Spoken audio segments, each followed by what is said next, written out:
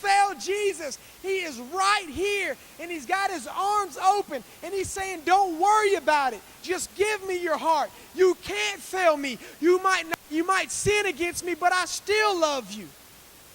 I still want to be with you. I still want to be your God. And we can't wrap our minds around that, because when somebody fails us, we want to hold grudges and we want to hold things against them.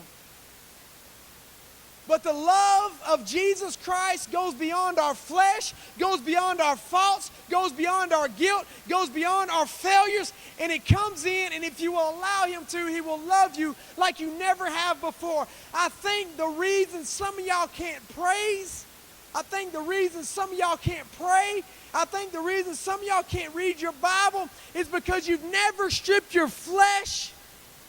You've never stripped, it's saying I've never stripped Preston.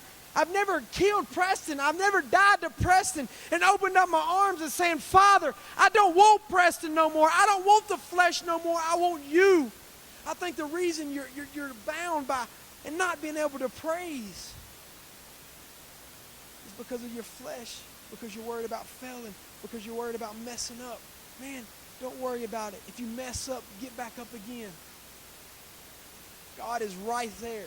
He said, I will never leave you nor forsake you. Give me the last verse.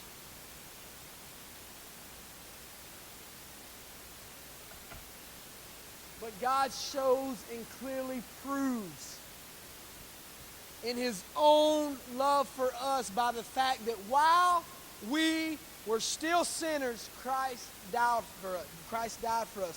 Why?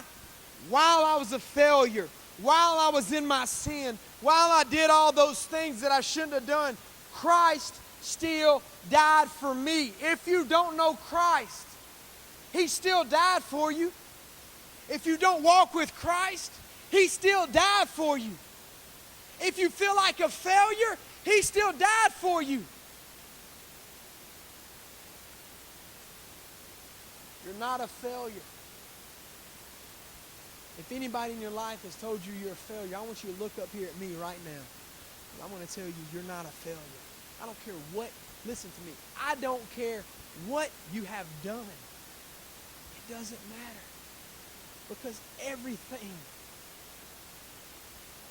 He bore the sins of the world.